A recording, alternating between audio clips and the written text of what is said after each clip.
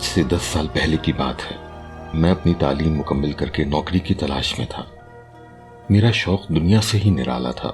مجھے زمانہ قدیم کی چیزوں کو دیکھنے اور ان کے ماضی کو جاننے کی بے حد دھن تھی، مگر زندگی میرے ساتھ کیا کرنے والی تھی میں نہیں جانتا تھا۔ میں ایک کڑیل جوان تھا، گجراپالا میں پلا بڑا تھا، کشتی کا ہنر بھی جانتا تھا، لیکن بے حد کم کو اور سنجیدہ ہونے کی وجہ سے میری زیادہ دوست نہ تھے۔ ہسٹوریکل ریسرچ مکمل کرنے اور ڈگری لینے کے بعد جہاں بھی گیا ٹھکرا دیا گیا۔ لے دے کے ایک ہی دوست تھا جو مجھے کہنے لگا، یار علی، پاکستان میں آثار قدیمہ میں تجھے نوکری نہیں ملنے والی، تو کیوں نہ کسی اور ملک میں قسمت آزمائی کرے۔ اس کی بات دل کو لگی اور میں نے مصر، یونان اور افریقہ میں مختلف کمپنیوں میں درخواست بھیج دی۔ قسمت یہ کہ میرا نام یونان میں منتخب ہو گیا اور 6 ماہ کی کاغذی کارروائی کے بعد میں یونان آ گیا۔ یہی وہ جگہ تھی جو میرے تجسس میں پہلے نمبر پہ آتی تھی۔ یونانی دیومالائی قصے بہت سنے تھے، مگر ان جگہوں کو دیکھنے کا اتفاق پہلی بار ہو رہا تھا۔ جس کمپنی نے مجھے منتخب کیا تھا وہ نیم سرکاری تھی، مگر اس کی ساکھ بہت مضبوط تھی۔ وہاں ایک اور پاکستانی مجھے ملا جو پچھلے 3 سال سے وہاں کام کر رہا تھا۔ اس کا نام عالمگیر تھا۔ وہ ایک خوش طبع اور خوش اخلاق آدمی تھا، وہاں کے طور طریقے بھی جانتا تھا۔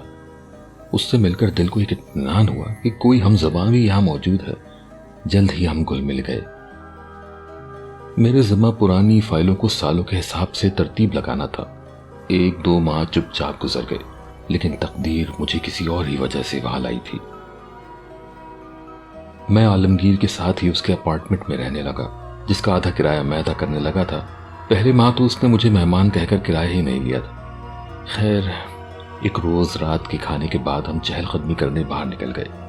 رات کے 10 بجے تھے، سردیاں شروع ہو رہی تھیں، مگر عجیب سناٹا چھایا ہوا تھا۔ میں نے اس سے کہا، آج اتنی خاموشی کیوں ہے یار؟ وہ کہنے لگا، یہاں کے لوگ توہمات پرست ہیں۔ ان کا کہنا ہے ہر سال اکتوبر کی اماوس کی راتوں میں میڈوسا کی واپسی ہوتی ہے۔ میں اس کی بات سن کر اچھل پڑا۔ واقعی؟ لیکن اس نے جواب دیا، تم کن باتوں میں پڑ گئے ہو یار؟ مجھے تو 3 سال سے کبھی دکھائی نہیں دی۔ میں نے پھر کہا، لیکن اگر اس کی کوئی حقیقت ہو تو؟ علی، تم جوان ہو اور گھر والوں کی تم سے بڑی امیدیں ہوں گی، بہتر اس چکر میں نہ پڑو۔ ویسے بھی ان باتوں کی کوئی اہمیت نہیں ہے، وہم ہے یہاں کے لوگوں کے صرف۔ میں نے سر ہلا دیا اور ہم واپس ہو گئے۔ مجھے لگا وہ اس موضوع پر بات کرنا نہیں چاہتا تھا، چنانچہ اپنے کمرے میں جاتے ہی میں نے لیپ ٹاپ آن کیا اور اس پہ میڈوسا کی کہانی ڈھونڈ کر پڑھنے لگا۔ میڈوسا یونانی دیو مالاؤں کا ایک اہم حصہ تھی۔ آج بھی لوگ اس کے سائے سے خوف کھاتے تھے۔ میڈوسا کی کہانی کا ہر کردار دیوی دیوتاؤں سے جڑا ہوتا تھا۔ کہانی کے مطابق وہ بے حد حسین عورت تھی جس پہ دیوتا خود فدا ہو گئے تھے۔ یہ سب کچھ دیکھتے، ریسرچ کرتے اور سوچتے نہ جانے کب میری آنکھ لگ گئی۔ مجھے ایسا لگا کسی نے مجھے جھنجھوڑ کر رکھ دیا ہو۔ میں ایک دم سے اٹھ کر بیٹھ گیا۔ نیند میں ایسا لگا کہ کوئی کونے میں کھڑا ہوا ہے۔ میں نے آنکھیں پھاڑ کر دیکھا، وہ ایک عورت تھی۔ اچانک اس کے لمبے سیاہ بال سانپوں کی صورت اختیار کرنے لگے۔ فنکاروں کی آوازیں کمرے میں گونجنے لگی۔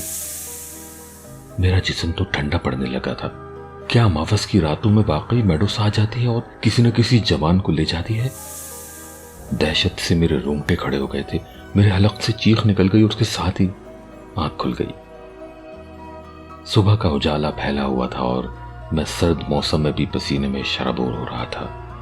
کتنی ہی دیر میں اپنے آپ کو یقین دلاتا رہا کہ وہ سب ایک خواب تھا، مگر ایسا خواب کبھی پہلے نہیں آیا تھا۔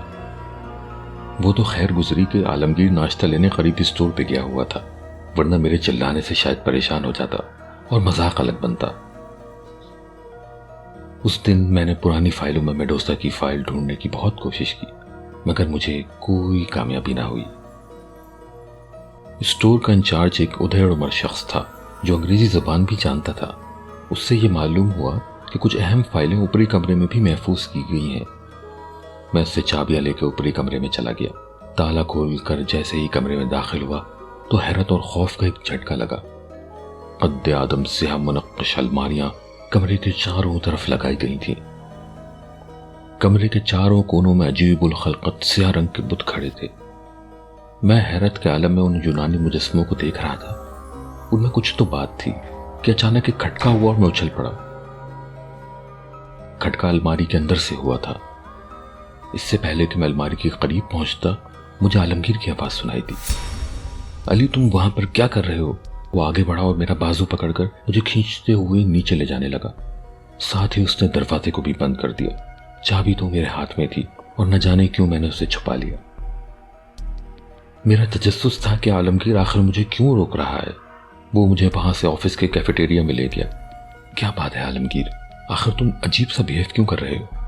وہ سنجیدہ نظروں سے مجھے دیکھتے ہوئے بولا، مجھے تمہاری جان کی بہت پرواہ ہے، میں نے چاہتا کہ تمہیں کچھ بھی ہو۔ مجھے اب بہت الجھن ہو رہی تھی، میں آخر اس اوپر والے کمرے میں کام کے سلسلے میں ہی تو گیا تھا۔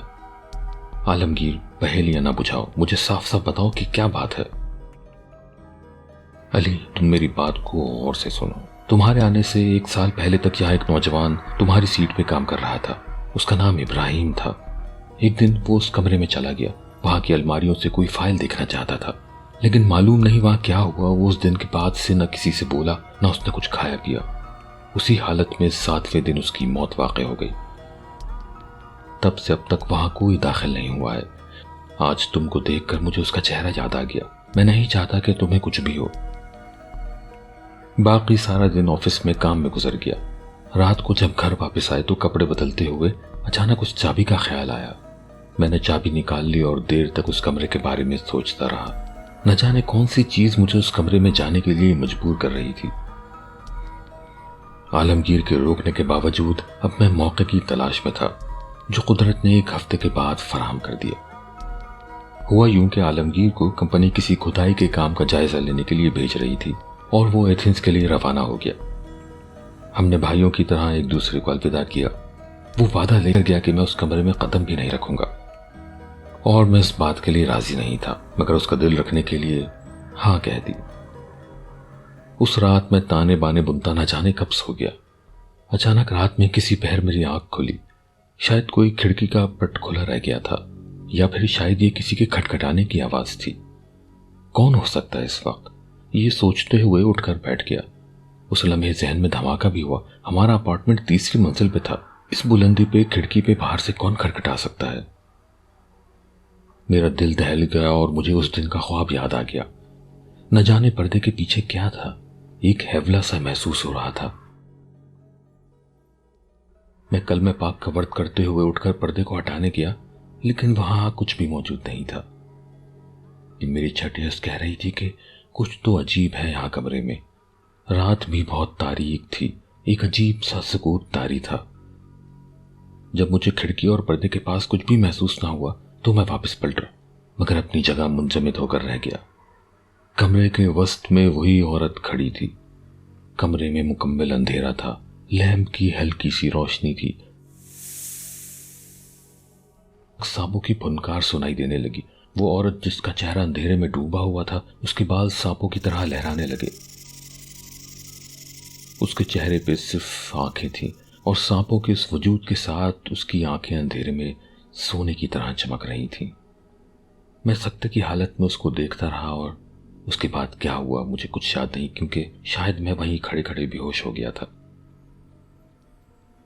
صبح جب آنکھ کھولی تو میں اپنے بستر میں تھا اور کھڑکی کھلی تھی۔ میں حیرت اور سوچ میں ڈوبا ہوا رات کے واقعے کو یاد کرنے لگا۔ آفس پہنچنے تک میں رات کا واقعہ بھول چکا تھا۔ کام مکمل کرتے شام کے 5 بج گئے۔ ابھی میں آفس سے نکلنے کا سوچ ہی رہا تھا کہ مجھے پھر سے چابی کا خیال آ گیا۔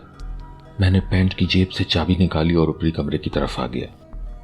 دروازہ بند تھا، جبکہ مجھے اچھی طرح معلوم تھا کہ میں نے اسے لاک نہیں کیا تھا، مگر اس وقت وہ لاک تھا۔ میں نے آہستہ سے چابی گھمائی اور دروازہ کھل گیا۔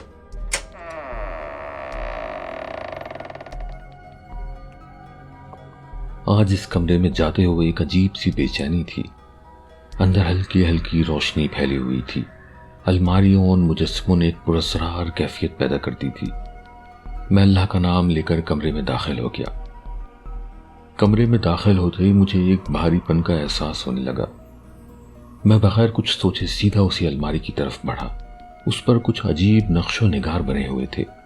میں نے ہینڈل گھمایا اور الماری کا دروازہ ایک آواز کے ساتھ کھلتا چلا گیا۔ اس میں کتابیں بھری پڑی تھیں، دیکھنے سے بےحد پرانی لگ رہی تھیں۔ الماری کے اوپر کے حصے میں ایک ڈبہ سا رکھا ہوا تھا جس پر سانپوں کی نقش و نگاری کی گئی تھی۔ میں نے تجسس سے اس ڈبے کو اٹھایا، میں نے اسے زمین پہ رکھا اور کھولنے کی کوشش کرنے لگا۔ وہ نہ جانے کس طرح سے بند کیا گیا تھا کہ اس ڈبے پہ کسی بھی قسم کا لاک نظر نہیں آ رہا تھا۔ میں ہاتھ سے ڈبے کو ادھر ادھر سے ٹٹولنے لگا کہ ایک لکڑی نکل کر ہاتھ میں آ گئی۔ وہ ایک چابی نما چیز تھی۔ ڈبے کے اوپر ایک سوراخ بھی نظر آنے لگا۔ میں نے وہاں اس چابی کو آزمایا تو ایک دم اس ڈبے کے اوپری حصہ کھلتا چلا گیا۔ اندر ایک کتاب رکھی ہوئی تھی جس پہ میڈوسا کی تصویر بنی تھی۔ اس کا چہرہ سیاہ اور آنکھیں سنہری تھیں۔ مجھے اچانک رات کا واقعہ یاد آنے لگا۔ رات میں بھی میں نے اسی طرح کی ایک عورت کو اپنے کمرے میں دیکھا تھا۔ میں نے کتاب ڈبے سے نکال لی اور وہیں زمین پہ بیٹھ گیا۔ کتاب کے کور پر یونانی زبان میں میڈوسا کا نام لکھا تھا۔ ابھی میں اس کتاب کو کھولنے ہی لگا تھا کہ ہر طرف اندھیرا سا چھانے لگا اور اس اندھیرے میں سانپوں کی پھنکار کمرے میں گونجنے لگی۔ میری نظریں میڈوسا کی تصویر پہ جمی ہوئی تھیں۔ جیسے ہی سانپوں کی پھنکارنے کی آواز سنائی دی، میں چونک گیا اور کتاب واپس ڈبے میں رکھ دی، اور اس کے ساتھ ہی مجھے سب کچھ نارمل لگنے لگا۔ ابھی بھی میرے اندر کچھ عجیب سی بے چینی تھی۔ میں نے ہمت کی اور جیب سے رومال نکال کر کتاب اس میں لپیٹ لی، ڈبہ واپس الماری میں رکھ دیا اور اس کمرے سے نیچے آ گیا۔ میں ان دنوں جو کچھ محسوس کر رہا تھا اس کا سراغ لگانا ضروری تھا۔ کیا واقعی میڈوسا واپس آتی ہے یا یہ کوئی وہم ہے؟ گھر پہنچ کر کھانے اور دوسری ضروریات سے فارغ ہو کر میں ڈرائنگ روم میں میز پر وہ کتاب نکال کر بیٹھ گیا۔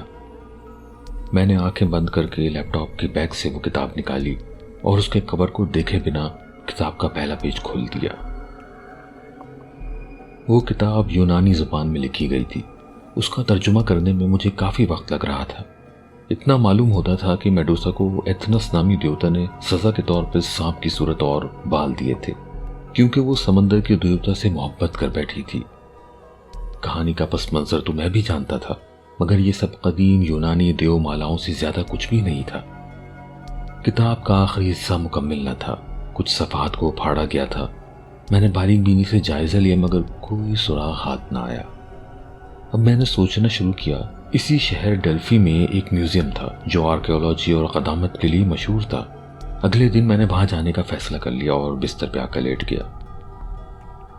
بستر پہ لیٹنے کے بعد بار بار وہی خواب میرے ذہن میں گھومتے رہے اور نیند آنکھوں سے کوسوں دور چلی گئی۔ جب کافی دیر لیٹے لیٹے نیند نہ آئی تو میں نے اپنے لیے چائے بنانے کا سوچا اور اٹھ کر کچن میں آ گیا۔ کچن اوپن طرز پہ تھا جہاں سے ڈرائنگ روم بآسانی دیکھا جا سکتا تھا۔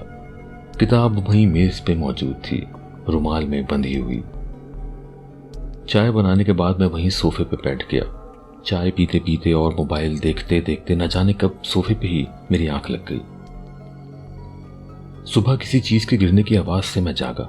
اٹھ کر دیکھا تو کتاب اپنی جگہ پہ موجود نہیں تھی۔ مجھے پورا یقین تھا کہ وہ میز پر ہی رکھی تھی۔ اس کی تلاش کی مگر وہ کہیں نہ ملی۔ خیر، اس کا خیال چھوڑ کر میں تیار ہو کر میوزیم کے لیے نکل گیا۔ اب میری منزل ڈیلفی آرکیولوجیکل میوزیم تھا۔ یہ میوزیم یونان کا قدیم عجائب گھر تھا۔ وہاں پر ایک بہت بڑی لائبریری موجود تھی۔ لائبریری میں بے حد کم لوگ موجود تھے اور جو تھے بھی وہ لائبریری کے پہلے حصے میں موجود تھے۔ میں کتابوں کے نام پہ غور کرتا نسبتاً تاریک گوشے کی طرف جا نکلا۔ وہاں ایک الماری نے مجھے اپنی طرف متوجہ کیا، بالکل ویسے ہی جیسے آفس کی اوپری منزل پہ اس الماری نے مجھے اپنی طرف متوجہ کیا تھا۔ جب میں قریب پہنچا تو مجھے حیرت ہوئی کہ یہ الماری بھی بالکل ویسی ہی الماری تھی جیسی آفس کی اوپری منزل پہ رکھی تھی۔ ابھی میں الماری کے قریب کھڑا اس کا جائزہ لے ہی رہا تھا کہ مجھے کسی کے قدموں کی آہٹ محسوس ہوئی۔ میں نے مڑ کر دیکھا تو ایک عورت کھڑی تھی۔ مجھے اپنی طرف متوجہ پا کے کہنے لگی، آپ میڈوسا کو ڈھونڈ رہے ہیں؟ آپ کو کیسے پتا چلا کہ میں میڈوسا کو ڈھونڈ رہا ہوں؟ ڈیانا کو معلوم ہو جاتا ہے، اسی الماری میں آپ کی کتاب بند ہے۔ اب جب میں نے الماری کی طرف دیکھا تو وہاں پر کوئی تالا موجود نہیں تھا۔ آخر یہ کیسے ہو سکتا ہے؟ میں نے الماری کو ابھی کچھ سیکنڈ پہلے ہی بہت غور سے دیکھا تھا، وہاں پر ایک بہت بڑا تالا موجود تھا۔ میں الجھا ہوا الماری تک واپس آ گیا اور اسے کھولنے لگا۔ الماری کھلی ہی تھی کہ سامنے ہی وہ کتاب موجود تھی، مگر ڈبے کے بنا۔ میں نے کتاب کھول کر دیکھا اور اس کتاب کے آخری حصے کے اوراق بھی پھاڑ دیے گئے تھے۔ میں حیرت میں ڈوبا کتاب کو واپس رکھ کر میوزیم سے نکل آیا۔ سوچوں میں ڈوبا شہر میں چلنے لگا۔ کئی سوال میرے ذہن میں گھوم رہے تھے اور ان کا جواب نہیں مل رہا تھا۔ آخر وہ کتاب کہاں گئی جو آفس سے لایا تھا؟ اس کے آخر کے حصے کے اوراق کہاں گئے؟ ان پہ آخر کیا لکھا ہوگا؟ اور میوزیم میں ابھی جو عورت ملی تھی وہ کون تھی؟